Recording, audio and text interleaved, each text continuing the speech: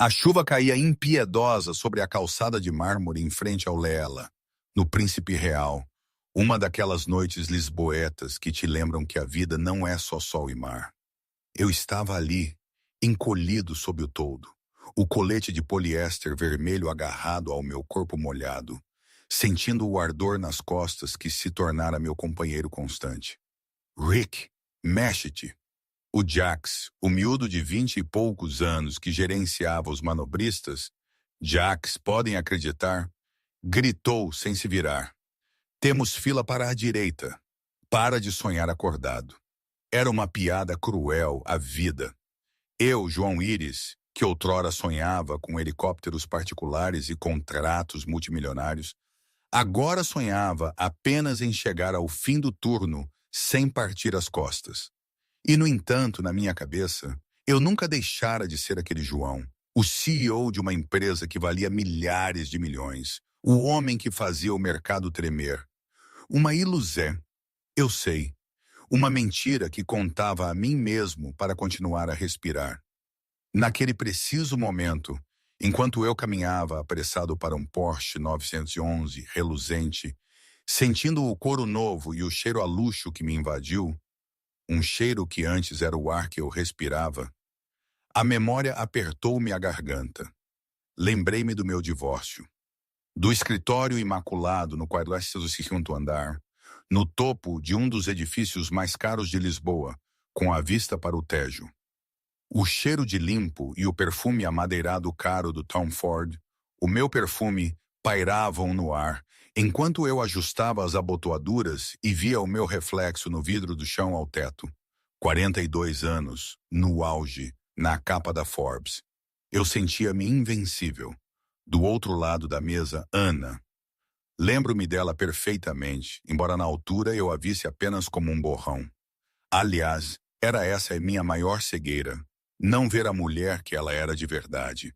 Ela estava exatamente como nos últimos 12 anos, discreta e insignificante na minha narrativa de sucesso. Um casaco de malha bege, gasto, o cabelo castanho preso num coque solto, um pouco frisado.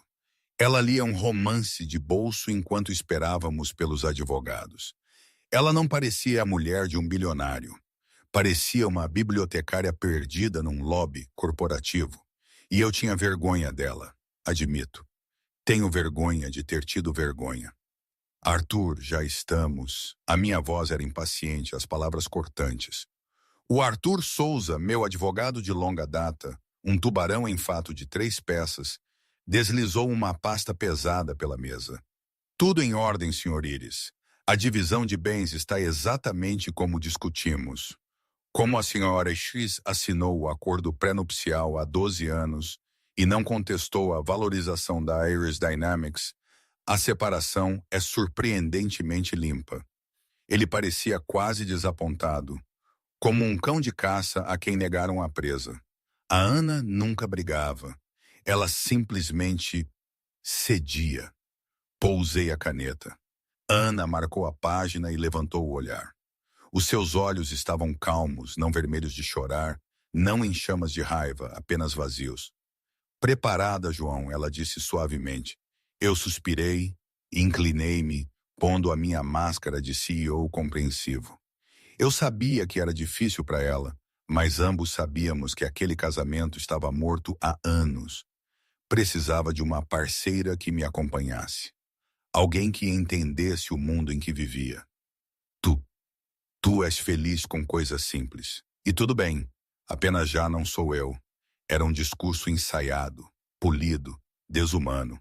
Eu não mencionei a Sofia Rocha, a minha nova diretora de marketing, que me esperava no Ritz com uma garrafa de Dom Perignon. Sofia era perspicaz, vestia Gucci e falava 3 línguas. Era o acessório que eu sentia que merecia. A Ferrari que substituía o sedã de confiança. Ana pegou na caneta. Não precisas de te explicar, João. Queres ser livre. Estou a dar-te isso. Estou a ser generoso, adicionei, sentindo uma pontada de culpa, minúscula e efêmera. A moradia em Sintra é tua e a mesada por 2 anos. É mais do que justo. Não preciso da mesada. Ana disse, assinando o nome com uma mão firme. Ana Santos. Ela já tinha largado o meu nome. E podes ficar com a casa de Sintra. Já fiz os meus arranjos. Eu bufava. Arranjos? Ana? Não trabalhas há uma década. Tens um diploma de História da Arte que nunca usaste. Não sejas mártir. Aceita o dinheiro. Não quero o teu dinheiro, João, ela disse, deslizando os papéis de volta. Levantou-se, alisando a saia. Só quero que te lembres deste momento. Tu pediste isto, eu não. Eu ri, um som seco, incrédulo. Confia em mim, não me vou arrepender. Ana olhou para mim uma última vez. Era um olhar que eu reproduziria na minha mente 1000 vezes depois. Um olhar de pena. Adeus, João. Ela saiu do escritório de vidro, os tênis a ranger ligeiramente no mármore. Eu observei a partir, sentindo um peso enorme levantar-se dos meus ombros. Acabou, disse ao Arthur. Agora vamos almoçar. Tô faminto. Eu não sabia, mas tinha acabado de assinar a minha própria sentença de morte. Eu não fazia ideia. Momentos como aquele, onde a vida te vira do avesso, são tão estranhos. É como se estivesses a assistir a um filme, mas és o protagonista e não podes mudar o roteiro. Eu era o grande João Íris, o tipo que via os mercados antes de toda a gente, que antecipava tendências, que construía impérios. Mas ali, na minha própria história, eu estava a ser um cego, um otário. Lembro-me de pensar que era o homem mais inteligente na sala, mas a verdade é que nunca soube ler as entrelinhas da minha própria vida. É tão fácil enganares-te a ti mesmo quando a arrogância te veste como uma segunda pele. Perguntam-se como alguém pode ser tão estúpido. Pois bem, eu fui, e a queda é muito maior quando pensas que estás a voar. Mas bem, o show tem de continuar, certo? Voltando ao pesadelo que eu pensava ser o paraíso, os meses seguintes foram exatamente o que eu tinha fantasiado, ou pelo menos o que a versão arrogante de mim fantasiava. Com a Sofia Rocha, a vida era barulhenta, rápida e cara. Éramos o casal sensação da cena tecnológica de Lisboa. Sofia era brilhante em PR. Ela tinha-me a fazer entrevistas para a Vanity Fair e a GQ, cultivando uma imagem de bilionário solteiro moderno. Às vezes, sentia uma estranha melancolia, uma quietude que me faltava. Aquelas noites com a Ana, onde eu desabafava e ela apenas ouvia. Ela nunca oferecia conselhos diretos, mas geralmente, depois de falar com ela, a resposta simplesmente surgia na minha cabeça. Ela tinha uma maneira de fazer perguntas simples como: por que confias naquele homem? Ou, esse produto está realmente pronto? Que atravessavam todo o ruído da minha cabeça. Sofia não fazia perguntas. Ela apenas exigia sucesso. Estás tenso, meu amor, Sofia murmurou, massageando os meus ombros enquanto eu encarava o portátil na nossa nova cobertura, com vista para o Parque Eduardo VII. É a ronda de financiamento da Série B, resmunguei. Estamos a tentar expandir para os mercados asiáticos, especificamente Singapura e Tóquio. Mas cada vez que abordamos uma grande empresa de capital de risco, eles congelam. Por quê? Sofia estendeu-me um uísque. Não sei. É como se fôssemos radioativos. Eu bati no portátil. Pedro, o meu CFO, diz que as finanças estão sólidas. Mais 3 empresas, BlackRock, Sequoia e Vanguardia, todas recusaram esta semana. A Vanguardia nem deu uma razão. Apenas enviaram um e-mail de 2 linhas a recusar a reunião. Vanguardia. Sofia franziu a testa. Já ouvi falar deles. É aquele fundo obscuro, certo? Ninguém sabe quem o dirige. Dizem que é dinheiro europeu antigo ou algum gênio tecnológico recluso. Quem se importa? Não precisas deles. Eu preciso deles, explodi. Estamos a gastar dinheiro em pesquisa e desenvolvimento para o novo protótipo de drone. Se não conseguirmos uma injeção de capital de pelo menos 50 milhões de euros até o próximo trimestre, a ação vai afundar. Sofia beijou-me a bochecha. Tu vais resolver. És o João Íris. Tu sempre vences. Ah, a propósito, Precisamos de confirmar presença para a gala do Met. Eu vou usar Versace. Tu precisas de um smoking novo. Eu assenti, distraído. Eu já não conseguia sentir as suas mãos. Lembro-me de, numa noite, ter apanhado um táxi em vez do meu carro e ter visto um velho casal a rir, a segurar as mãos no banco de trás. Não pareciam ricos, nem poderosos, mas riam de verdade, com uma intimidade que me parecia mais distante que as estrelas. Lembrei-me do meu pai, um homem simples do Alentejo, que sempre dizia: rapaz, cuidado com o brilho fácil, nem tudo o que reluz é ouro, e o que é verdadeiro raramente é visível aos olhos de todos. Na altura, pensei que ele falava de negócios, de oportunidades, de gente desonesta. Mas naquele táxi, naqueles meses estranhos, percebi que ele falava de amor, de conexão, de algo que eu nunca valorizara, imerso que estava na minha própria megalomania. Ele não sabia a sorte que tinha em ser simples. A situação piorou, claro.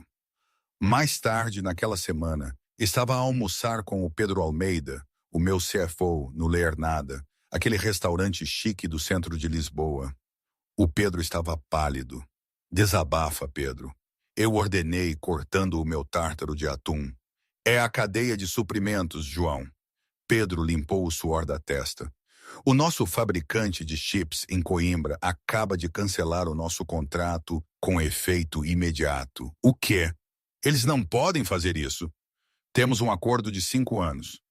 Pagaram a cláusula de rescisão, Pedro sussurrou. Disseram que outro comprador adquiriu toda a sua capacidade pelos próximos 3 anos. Estão a dar prioridade ao novo cliente. Deixei cair o garfo. Quem diabos precisa de tantos semicondutores de alta qualidade? É o Musk? O Bezos? Pedro sacudiu a cabeça. É uma empresa de fachada registrada nas Ilhas Caimão. Archimedes Holdings. Descobre quem é o dono da Archimedes. Eu sibilava. E processa-os. Eu tentei. Pedro disse: João, os advogados da Archimedes são aterrorizantes. É a firma Iris Cooper e Katz. Eles não perdem. Um arrepio frio percorreu-me. O estresse aumentava. Fui para casa cedo, esperando alguma paz, mas encontrei a Sofia a dar um jantar para 20 influenciadores. O barulho, as câmaras a piscar, as risadas falsas, era sufocante. Recuei para o meu escritório e abri uma gaveta onde guardava arquivos antigos. Encontrei uma foto minha e da Ana de 10 anos antes, a comer pizza no chão do nosso primeiro apartamento. Eu parecia cansado, mas feliz. Ela parecia adoradora. Patético, murmurei para mim mesmo, atirando a foto para o lixo. Eu sou um titã da indústria, não olho para trás. Mas o mercado estava a olhar para mim e estava a franzir a testa. Perto do 8º mês pós-divórcio, a Ares Dynamics estava a sangrar. O preço das ações tinha caído 15%. Rumores circulavam de que o João estava a perder o seu toque. Desesperado para salvar a cara, decidi ir à gala de inovadores globais em Londres. Era o evento de negócios mais exclusivo do ano. O rumor era que o elusivo chefe da Vanguardia Holdings, o fundo que me tinha rejeitado, estaria lá.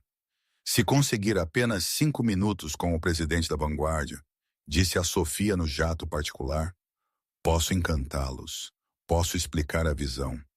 Sofia estava ocupada a tirar selfies com o seu champanhe. Só te certifica de que eles investem, João. Já encomendei um Aston Martin novo. A gala foi no Museu de História Natural. Sob o esqueleto de uma baleia azul gigante, as pessoas mais ricas do mundo confraternizavam. Eu forcei o meu melhor sorriso, apertando mãos, a trabalhar na sala, mas sentia o frio. As pessoas estavam a evitar-me.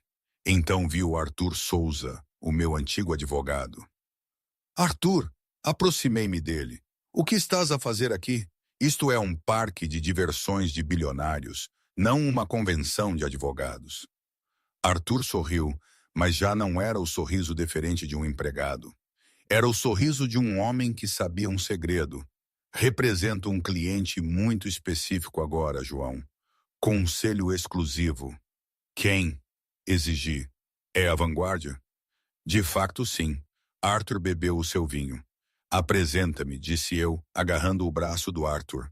Preciso de falar com o presidente agora. O presidente é muito reservado, Arthur disse friamente. Mas talvez ela esteja disposta a ver-te. Ela está no mezanine VIP. Ela? Endireitei a gravata. Uma mulher. Ótimo. Eu era bom com mulheres. Deixei a Sofia a flertar com um duque e desci as escadas de mármore para a área VIP. A segurança verificou a minha identificação e acenou-me. A varanda estava mal iluminada, com vista para o enorme salão lá embaixo. Parada junto ao corrimão, a olhar para a multidão, estava uma mulher num vestido verde esmeralda. O vestido era estruturado, elegante e claramente custava mais do que o meu carro. Ela estava de costas para mim. Com licença, eu disse, pondo a minha voz mais charmosa. Sou o João Íris. Acredito que temos alguns negócios a discutir em relação à Vanguardia Holdings. A mulher virou-se lentamente. Eu parei, com a respiração suspensa na garganta. O meu cérebro não conseguia processar a imagem. Era a Ana. Mas não era a Ana que eu conhecia. O coque frisado desaparecera, substituído por ondas lustrosas e lisas de cabelo castanho avermelhado. O casaco de malha bege fora substituído por diamantes que brilhavam como gelo no pescoço. A sua postura era régia, imponente, e os seus olhos, eles já não estavam vazios. Eram nítidos, inteligentes e divertidos. Olá, João, ela disse. A voz era a mesma, ainda assim completamente diferente. Tinha poder. Ana, gaguejei recuando. O quê? Como entraste aqui? Entraste a socapa. Isto é algum tipo de piada. Ela bebeu um gole de champanhe, os olhos semicerrados com um sorriso que não chegava aos lábios. A socapa, João. Eu organizei este evento. Tu o quê? E quanto à Vanguardia Holdings, ela aproximou-se, os saltos dos seus sapatos a tilintar ritmicamente. Não trabalho apenas para eles. Eu sou a vanguardia. Eu ri. Não consegui evitar. Foi uma risada nervosa, histérica. Tu, Ana, para com isso. Tens um diploma de História da Arte. Usas cupons para compras. Tu és a minha ex-mulher. Sim, Ana disse calmamente. E por 12 anos fui também quem corrigiu os teus planos de negócios. Fui eu quem te disse para investir em lítio quando querias comprar Bitcoin. Fui eu quem te sussurrou ao ouvido para despedires o teu vice-presidente de vendas antes que ele desviasse dinheiro da empresa. Eu congelei. Ela tinha razão. Todos os meus instintos. Eles geralmente vinham depois de uma conversa com ela. Mas o dinheiro, eu sussurrei. A vanguardia gere bilhões. Onde arranjaste esse tipo de capital? Ana caminhou até ao corrimão a olhar para a festa. Nunca perguntaste sobre a minha família, João. Sabias que eu era órfã. Sabias que o meu apelido era Santos. Nunca te preocupaste em procurar quem eram os Santos do Porto. O meu sangue gelou. Os Santos. Dinheiro antigo do aço, ferrovias, transportes. Uma dinastia que se tinha silenciado nos anos 90. Não queria a fama, Ana continuou, virando-se para mim. Queria uma vida real. Queria ser amada por mim, não pelo meu fundo fiduciário. Então escondi-o, vivi simplesmente e apaixonei-me por um jovem ambicioso chamado João. Pensei que estávamos a construir algo juntos. Usei os meus canais privados para te ajudar. Aquele primeiro empréstimo que obtiveste da Angel Wing Capital. Fui eu. O contrato com a Câmara Municipal de Lisboa. Usei um favor. Ela aproximou-se de mim, cheirando a jasmim e a dinheiro frio e duro. Eu construí-te, João. Eu sustentei-te porque te amava. E tu olhaste para mim e chamaste-me peso morto. Eu senti a sala a girar. Estendi a mão para me apoiar numa mesa. Ana, eu não sabia. Se tu soubesses, terias amado o dinheiro, não a mim. Ela cortou-me. E é por isso que estamos aqui. Então, eu engasguei, a minha mente a acelerar. Tu és quem está a bloquear o meu financiamento. Tu és quem comprou o fornecimento de chips. Sou, ela disse agradavelmente. Por quê? Para me destruir? Não, João. Ana sorriu e foi aterrorizante. Destruir-te seria demasiado fácil. Estou apenas a dar-te uma lição de economia. Vês, tu construíste uma empresa sobre a arrogância. Agora vamos ver se consegue sobreviver com habilidade real. Eu cortei os cordões. Vamos ver se o fantoche consegue dançar. Eu vou processar-te. Eu rosnava, o meu ego a inflamar para me proteger. Vou expor-te. Expor o quê? Ana riu. Que a tua ex-mulher é mais rica que Deus e a deixaste por uma assistente de marketing. Vá em frente. A imprensa vai devorar-te. Ela virou-se para ir embora. Ah, e João, aproveita a gala. Ouvi dizer que os camarões são excelentes. Observei-a afastar-se, rodeada por seguranças que surgiram das sombras. Olhei para o andar principal. Vi a Sofia a rir, a segurar um copo de vinho, alheia. Pela primeira vez na minha vida, o João Iris sentiu-se pequeno. A viagem de volta de Londres foi silenciosa. Eu estava sentado na minha poltrona de couro reclinável, a olhar pela janela para o Oceano Atlântico, o uísque no meu copo a tremer com a vibração dos motores do jato.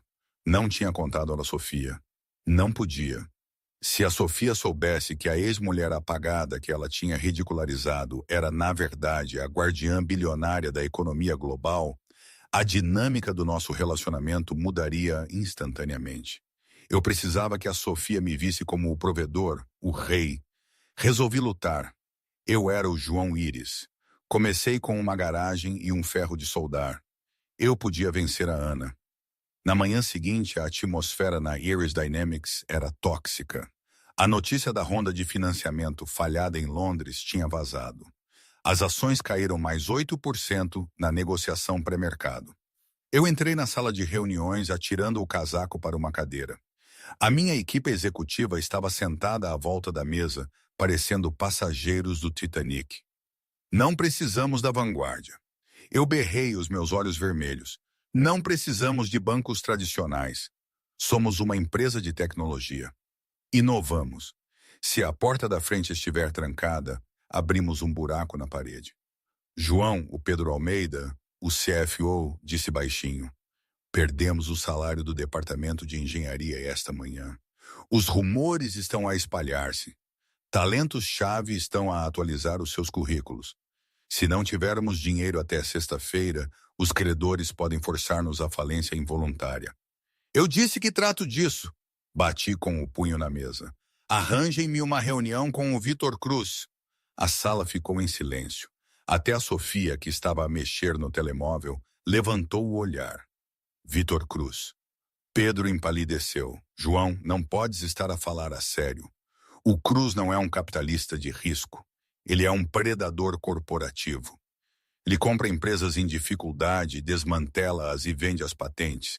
Receber dinheiro do Cruz é como nadar com um tubarão branco. Ele tem capital líquido, João. A minha voz estava fria e é o único que não se importará com a lista negra da vanguarda. Marca a reunião.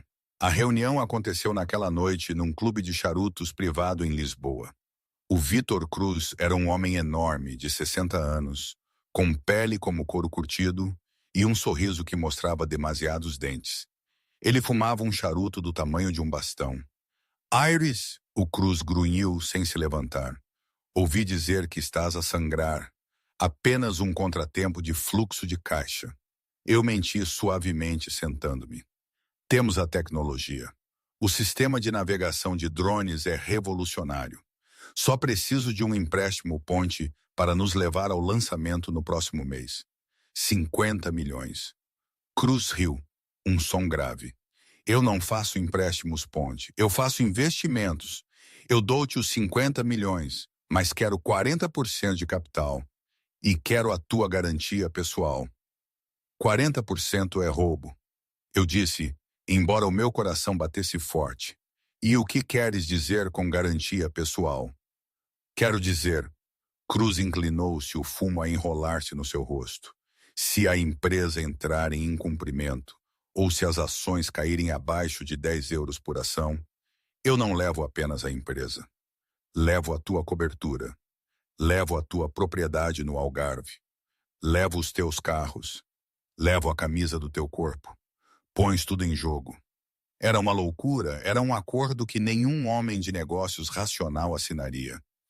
Mas eu pensei na Ana, de pé naquela varanda com o seu vestido esmeralda, a olhar para mim. Pensei na pena nos seus olhos. Peguei na caneta dourada. Não vou perder para ela.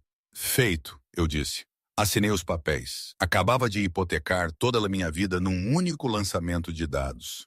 Quando cheguei à casa naquela noite, a Sofia esperava. Ela vestia um hobby de seda, andando pela sala de estar. Onde estiveste? Ela exigiu. O meu cartão de crédito foi recusado na Saks hoje, João. Sabes o quão embaraçoso é isso? Está resolvido, eu disse, servindo-me uma bebida. O dinheiro está na conta. Vai à loja amanhã se quiseres. Sofia relaxou instantaneamente, o seu instinto predador satisfeito. Ela envolveu os braços no meu pescoço. Eu sabia que ias resolver. És um gênio, meu amor. Olhei para o seu rosto bonito e vazio e senti uma pontada repentina de solidão. Percebi, com um sentimento de desânimo, que não podia falar com ela sobre o Cruz. Ela não entenderia o risco. Ela só entendia o resultado. Tenho que trabalhar, eu disse, afastando-a. Passei a noite no meu escritório, a olhar para o esquema do meu novo drone. Tinha de funcionar. Tinha de ser perfeito. Se este produto falhasse, o Vitor Cruz ia devorar-me vivo, e a Ana estaria a observar da bancada, a aplaudir. 3 semanas depois, chegou o dia do lançamento do Iris Hawk. O Centro de Congressos de Lisboa estava lotado. Jornalistas, entusiastas de tecnologia e investidores enchiam o auditório. As luzes estavam baixas. Música techno bombeava pelos altifalantes e um ecrã enorme exibia o logótipo da Iris Dynamics. Nos bastidores, eu suava no meu fato feito à medida. Era isto. Os 50 milhões do Cruz tinham sido queimados em tempo recorde para apressar o protótipo para a produção. Tínhamos cortado custos nos testes de segurança. Tínhamos contornado as verificações redundantes habituais. Mas o drone voava. Isso era tudo o que importava. Estás dentro em 5, Sr. Iris, um gerente de palco sussurrou. Sofia estava lá, ajustando a minha gravata. Ela parecia deslumbrante de vermelho, a cor da vitória. Arrasa com eles, tigre. As nossas ações já subiram 3% na antecipação. Já reservei as nossas férias nas Maldivas? Certo. Eu respirei. Maldivas. Subi ao palco para aplausos estrondosos. Senti a adrenalina novamente. Era ali que eu pertencia. Senhoras e senhores, eu trovejei no microfone. Disseram-nos que não podia ser feito. Disseram-nos que o futuro era demasiado caro. Mas na Iris Dynamics, não ouvimos os céticos. Ouvimos o futuro. A multidão aplaudiu. Apresentamos o Iris Hawk. Um drone preto e elegante elevou-se do centro do palco, pairando em silêncio. Era magnífico. A multidão ofegou. Comecei a minha demonstração. Controlei o drone com comandos de voz, mostrando a sua agilidade. Vai para o setor 4, eu comandei. O drone disparou para o canto da sala. Retorna à base. O drone pairou de volta. Eu sorri. Eu tinha conseguido. Ia ser rico novamente. Ia estar seguro. Então, o grande ecrã atrás de mim piscou.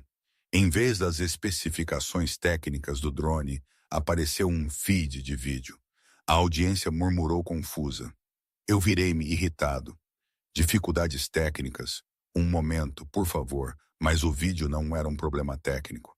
Era uma transmissão de notícias ao vivo. O banner, na parte inferior, dizia: Notícias. SEC realiza buscas no armazém da Iris Dynamics. O áudio entrou, reverberando pelos altifalantes do auditório. Uma repórter estava em frente à minha fábrica principal em Aveiro. Estamos ao vivo na Iris Dynamics, onde agentes federais estão a apreender bens. Denunciantes vazaram documentos que comprovam que a empresa falsificou dados de segurança e comprou microchips ilegais no mercado negro para contornar sanções. O CEO, João Iris, é nomeado pessoalmente no mandado. A sala explodiu. Flash dispararam como luzes estroboscópicas, cegando-me. "Desliga!" Eu gritei para a cabine de som. "Desliga!" Mas era tarde demais. O feed mudou para um ecrã dividido. De um lado, a operação. Do outro lado, uma entrevista ao vivo com a fonte da fuga. Era o Pedro Almeida, o meu CFO. Pedro parecia cansado, mas resoluto. Não consegui ficar em silêncio. Pedro dizia no ecrã: "João Iris forçou-nos a contornar os protocolos de segurança. Ele aceitou dinheiro de credores predatórios e arriscou a segurança nacional para salvar o preço das suas próprias ações. Entreguei todas as provas às autoridades. Eu fiquei imóvel no palco. O drone, ainda a pairar, perdeu subitamente a conexão. Balançou, depois caiu, chocando no palco com um estalido alto de plástico e metal. O simbolismo era brutal. Olhei para o lado do palco. Vi a Sofia. Ela não olhava para mim com preocupação. Olhava para o telemóvel, o rosto pálido. Ela estava a observar o preço das ações. "Acabou", eu sussurrei. Corri. Deixei cair o microfone e fugi do palco, empurrando técnicos confusos. Eu precisava de chegar a Sofia. Precisávamos de partir. Podíamos apanhar o jato, ir para um país sem extradição. "Sofia!" eu gritei, entrando na sala verde. Sofia estava a enfiar freneticamente garrafas de champanhe de cortesia na sua mala Hermès. Levantou o olhar, os olhos selvagens. "Mentiste-me", ela sibilou. "Temos de ir." Eu agarrei o braço dela. "O jato está em Cascais." "O jato?" Sofia riu. Um som áspero e feio. "João, olha para isto." Ela enfiou o telemóvel na minha cara. Era uma notificação de e-mail do banco. Ativos congelados. O Vitor Cruz acabou de acionar o empréstimo. Sofia gritou. A cláusula de incumprimento foi acionada no segundo em que a investigação da ESEC foi anunciada. Ele é o dono da empresa. Ele é o dono das contas. Ele é o dono de tudo. Podemos lutar contra isso, eu implorei. Tenho dinheiro nas contas das Ilhas Caimão. Não, não tens. Sofia puxou o braço para longe. Não vou para a prisão contigo, João. E certamente não vou ser pobre contigo. Sofia, eu amo-te, eu disse, a minha voz falhando. Nós somos parceiros. Sofia parou. Olhou para mim com absoluta clareza. João, eu estava contigo porque eras um vencedor. Agora és um perdedor criminoso falido. Ela caminhou até a porta. Espera, eu implorei. Onde vais? Sofia abriu a porta. Ali estava um homem alto e bonito, de fato. Era o Arthur Souza, o advogado da Ana, mas ele não estava ali por mim. Pronta, senhorita Rocha? Arthur perguntou a Sofia. Sim, Sofia disse, alisando o cabelo. Tira-me daqui. Eu fiquei a olhar. Arthur, conheces a...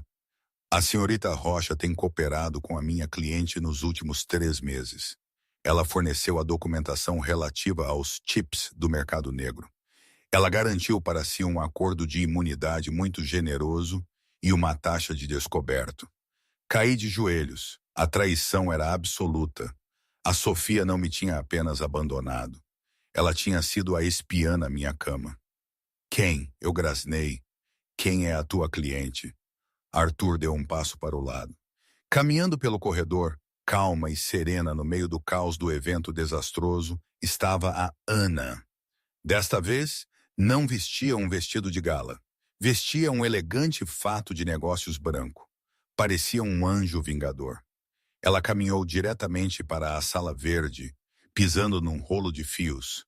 Não olhou para a Sofia, olhou para mim, ajoelhado no chão. Eu disse-te, João, Ana disse suavemente. Eu não queria destruir-te, Mas tu insististe em destruir-te a ti mesmo. Eu apenas te dei a corda. Tu fizeste isto, eu chorei. Tu viraste o Pedro. Tu viraste a Sofia. Eu não tive de os virar, Ana disse. Pedro era um bom homem que tinha medo da prisão. Eu apenas paguei o advogado dele. E a Sofia? Ana olhou para a mulher mais jovem com um leve desgosto. A Sofia é uma mercadoria. Tu compraste-a. Eu apenas te superei na licitação. Sofia estremeceu, mas não falou. O Vitor Cruz é o dono da empresa agora. Eu cuspi. Tu também não venceste. Perdeste a Iris Dynamics para um abutre. Ana sorriu. Perdi? Ela tirou um documento da mala e deixou-o cair no chão à minha frente. O Vitor Cruz não tem liquidez para gerir uma empresa de tecnologia. Ele só queria um lucro rápido. Há 10 minutos, o Cruz vendeu a dívida e o capital de controlo a uma holding chamada Phoenix Ventures. Olhei para o papel. Phoenix Ventures. Deixa-me adivinhar, eu sussurrei. Tu és a dona da Phoenix Ventures. É uma subsidiária da Vanguardia. Ana assentiu. Comprei a tua empresa, João, por tostões. Eu sou a dona das patentes. Eu sou a dona do edifício. Eu sou a dona do drone. Ela inclinou-se, o rosto a centímetros do meu. E sabes qual é a melhor parte? Vou recontratar os engenheiros que despediste. Vou pagar-lhes o dobro e vamos construir o sistema de navegação da maneira certa, sem ti. João Íris, o homem que queria ela acender, não tinha nada. Nenhuma esposa, nenhuma empresa, nenhuma fortuna, nenhuma dignidade. Ana levantou-se e virou-se para o Arthur. Vamos, temos uma empresa para salvar. Ana, eu gritei enquanto ela se afastava. E eu? O que se supõe que eu faça? Ela parou e olhou para trás por cima do ombro.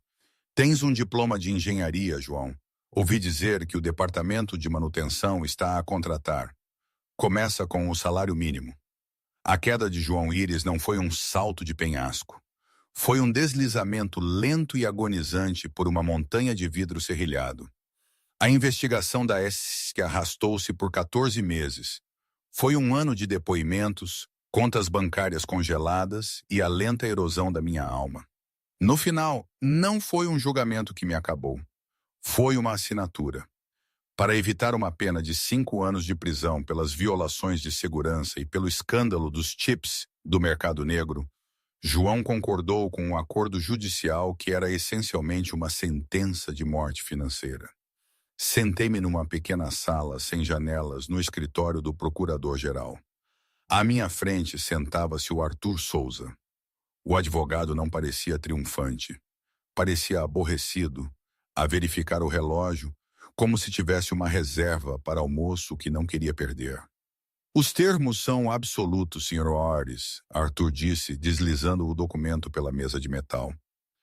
Liquidação total de bens pessoais para pagar as multas e restituição aos credores, a cobertura, a propriedade do Algarve, a coleção de carros, a coleção de relógios e as suas restantes opções de ações. Fica sem dívidas, mas também sem um tostão. Preciso de ficar com o Audi, eu disse, a minha voz soando fraca e rouca. Preciso de um carro para ir a entrevistas de emprego. Arthur nem sequer levantou o olhar do seu arquivo. O Audi já está listado no manifesto do leilão. Apanha o metro. É melhor para o ambiente. Assinei. A tinta parecia mais escura do que o habitual. Com aquele rabisco, João Íris, o bilionário, deixou de existir. Novembro trouxe um frio mordaz a Lisboa, do tipo que se infiltra pelo vidro mesmo dos edifícios mais caros. Mas o frio dentro da minha cobertura era pior. O aquecimento tinha sido desligado há 2 dias. Eu estava sentado numa cadeira dobrável no centro da vasta sala de estar, a observar os leiloeiros desmantelarem a minha vida. Eram abutres eficientes e sem sentimentalismo, em macacões azuis. Lote 4282. Chateau Margaux, caixa de 12 por abrir. Um homem baixo com uma prancheta gritou. 2 transportadores içaram a caixa de vinho. Eu estremeci. Tinha guardado aquela caixa para o meu quinhagésimo aniversário. Tinha imaginado beber nela num iate no Mediterrâneo. Agora, provavelmente, acabaria na adega de algum gestor de fundos de cobertura que não saberia distinguir uma rolha de uma tampa de rosca. Cuidado com isso. Eu berrei enquanto um transportador agarrava uma escultura de arte moderna, uma peça torcida de bronze pela qual tinha pago 3 milhões de euros. O transportador parou e olhou para mim. Ele não via um CEO, via um homem de camisa amarrotada e olheiras. Relaxa, meu. Agora é propriedade do banco. Tá só a vadiar. A vadiar na minha própria casa. Às 4 da tarde, o apartamento estava vazio. Os ecos eram ensurdecedores.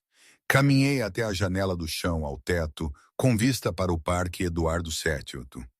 A vista ainda valia 1 bilhão, mas eu estava falido. Olhei para o meu reflexo no vidro.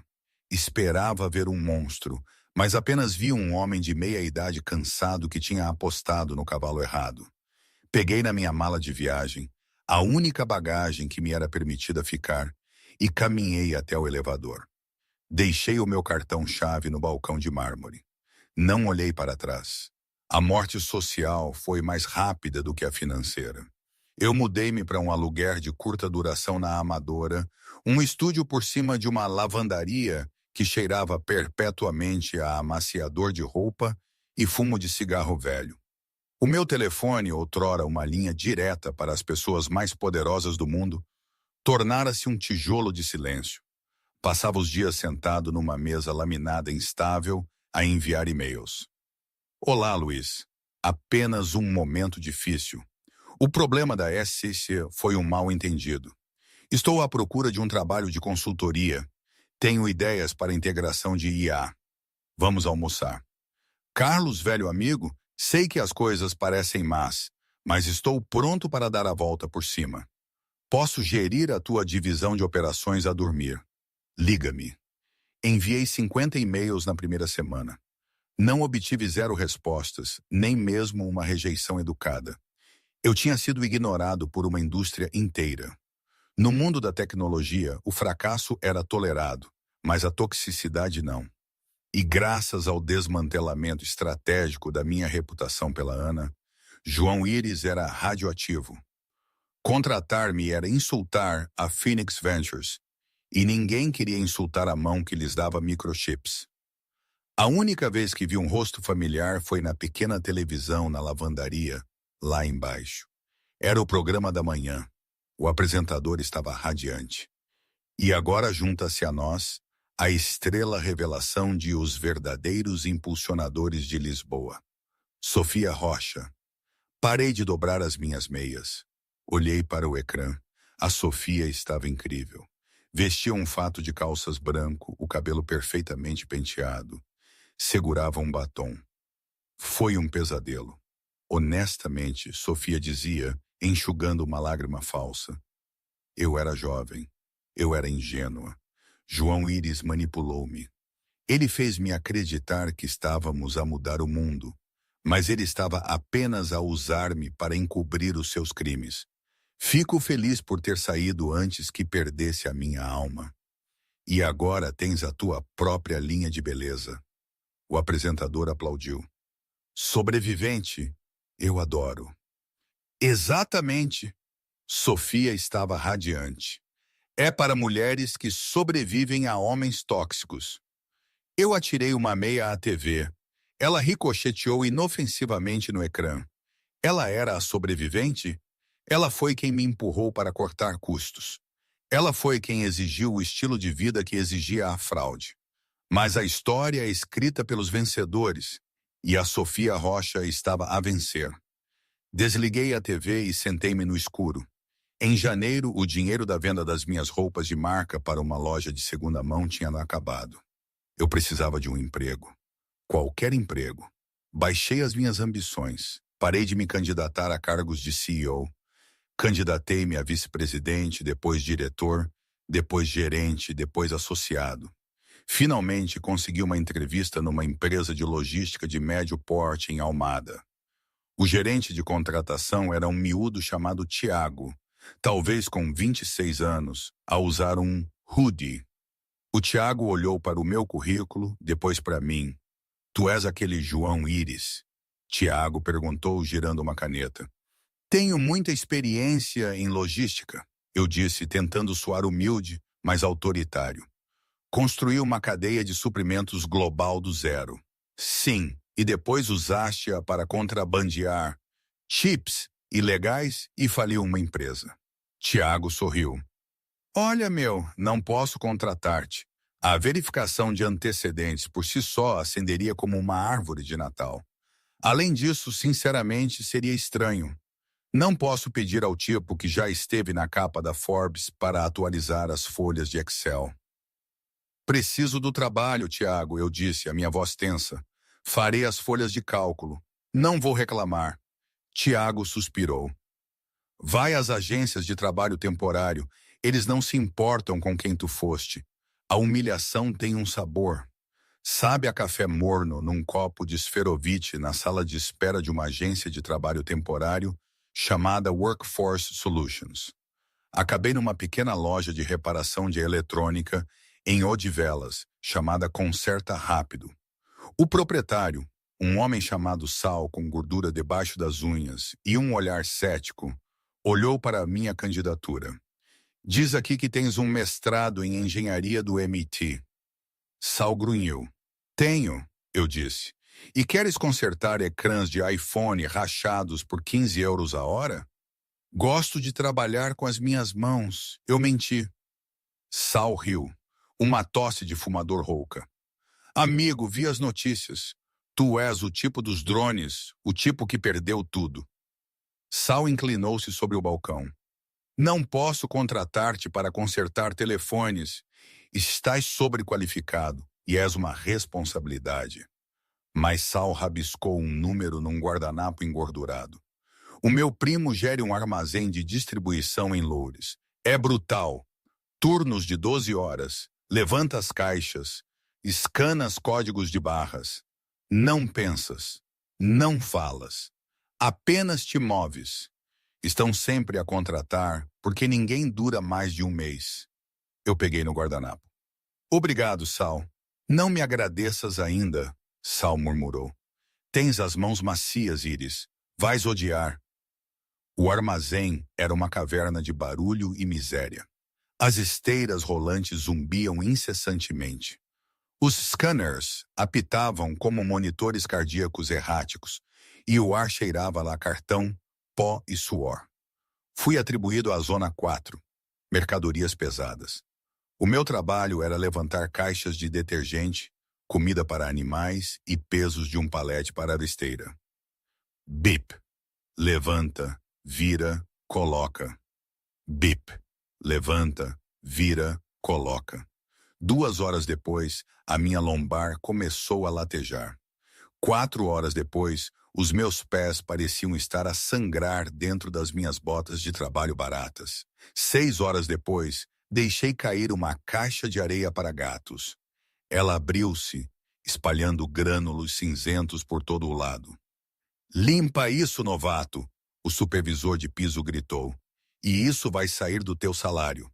Ajoelhei-me no chão de cimento, a varrer a areia para gatos com uma pá de lixo. Os meus joelhos estalaram. O suor escorria para os meus olhos. Lembrei-me do dia em que disse a Ana que queria o divórcio. Lembrei-me de estar sentado naquela sala de reuniões com ar-condicionado, cheirando a madeira, a dizer-lhe que ela era simples. Ela era a simples, eu pensei amargamente. E eu era o gênio. Olhei para as minhas mãos. Estavam a tremer. Ei, menos choro, mais varrimento, o supervisor gritou.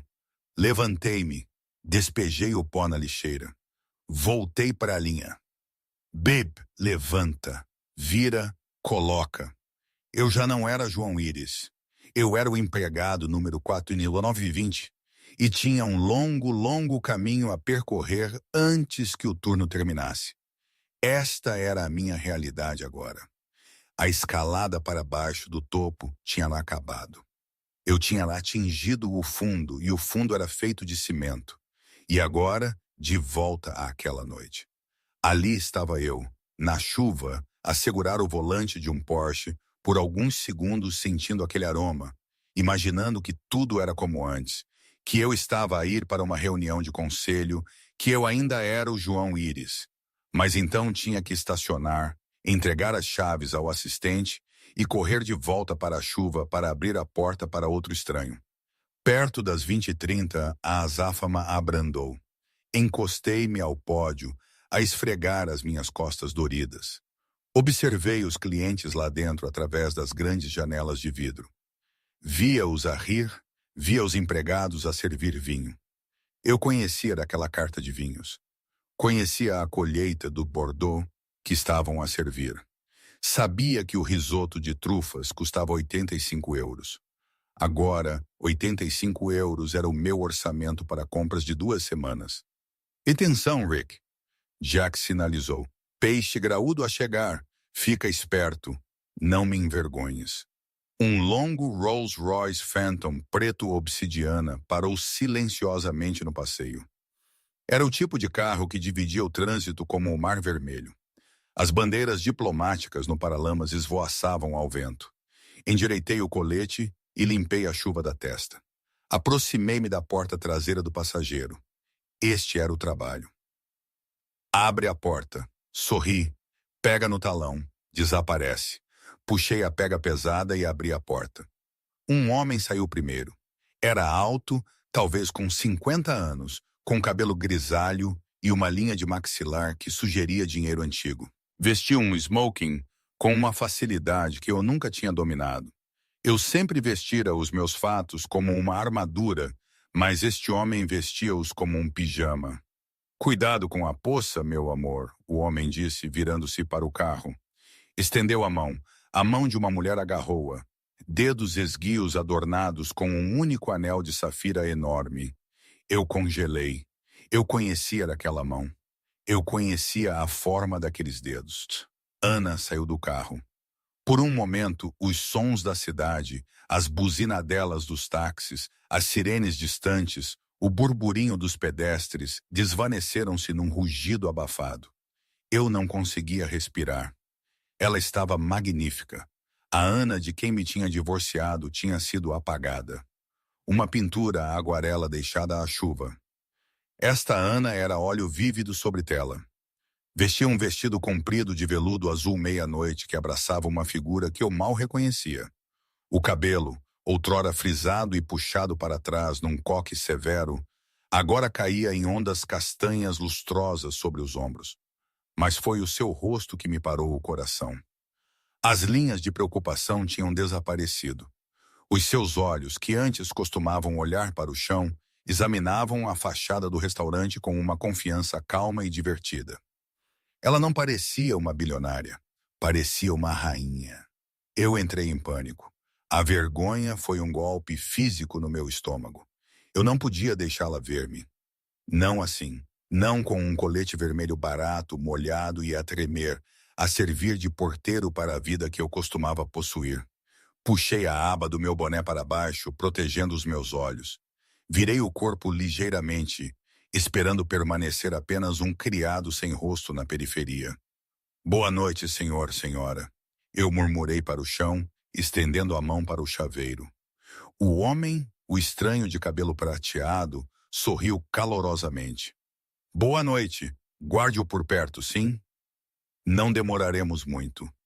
Sim, senhor. Eu raspei, agarrando o chaveiro. Virei-me para correr para o banco do condutor, desesperado para escapar. Espera. A voz da Ana cortou o ar. Não era alta, mas tinha uma autoridade que exigia obediência instantânea. Eu parei.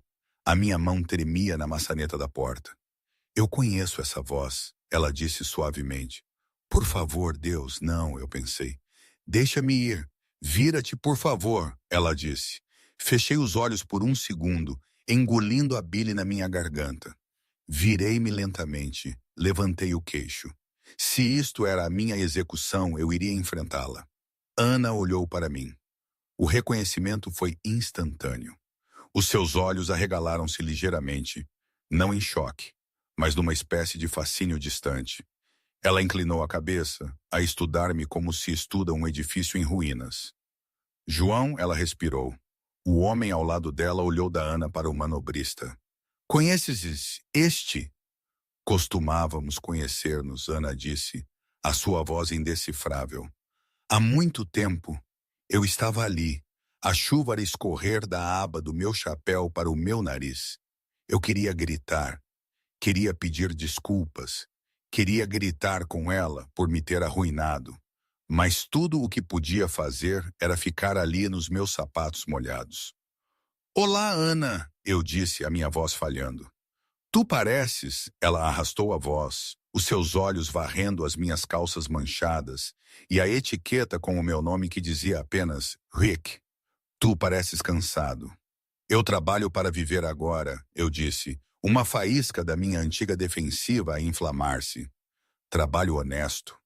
Percebo, ela disse. Não havia escárnio no seu tom. Essa era a pior parte. Se ela me tivesse ridicularizado, eu poderia tê-la odiado. Mas ela olhou para mim com algo muito pior. Pena. Este é o Nuno, Ana disse, gesticulando para o homem. O meu marido. Marido. A palavra foi uma faca. O Nuno não recuou. Ele não olhou de cima para baixo. Ele estendeu a mão para mim. Prazer em conhecer-te. Qualquer conhecido da Ana é um amigo meu. Eu olhei para a mão. Limpei a minha própria palma úmida no meu colete antes de apertá-la. João, Íris. Nuno levantou uma sobrancelha. O engenheiro de drones. Li sobre o teu trabalho nos sistemas de guiagem iniciais. Conceitos brilhantes. Ele não mencionou a fraude. Ele não mencionou a pena de prisão que eu tinha evitado por pouco. Ele focou-se na única coisa em que eu tinha sido realmente bom antes que o meu ego tomasse conta. Obrigado, eu sussurrei. João aproximou-se. O cheiro do seu perfume, jasmim e chuva, invadiu-me. Era o mesmo perfume que ela usava quando éramos pobres. Estás bem? Tens onde ficar? Estou bem, eu menti, a minha mandíbula tensa. Estou ótimo. Estou apenas entre projetos. Isso mantém-me ativo. Ana olhou para mim e eu soube que ela via através da mentira. Ela sabia sobre a falência. Provavelmente sabia a minha pontuação de crédito. Ela era a dona do banco, afinal. Fico feliz em saber, ela disse. Houve um silêncio constrangedor. A chuva intensificou-se. Devíamos entrar, meu amor, Nuno disse gentilmente, colocando a mão na parte inferior das costas dela. A nossa mesa está pronta. Sim, Ana disse. Ela olhou para mim uma última vez. Era um olhar de finalidade. Ela já não estava zangada. Não estava a procurar vingança. Simplesmente tinha me superado. Eu era um capítulo num livro que ela tinha terminado de ler há anos. Cuida do carro, João, ela disse suavemente. É especial para nós. Ela virou-se para se afastar, o veludo do seu vestido roçando no passeio molhado. Ana! Eu gritei antes que pudesse conter-me. Ela parou e virou-se. Sim? Eu procurava as palavras. Sinto muito. Sinto a tua falta. Fui um tolo. Nenhuma delas parecia grande o suficiente.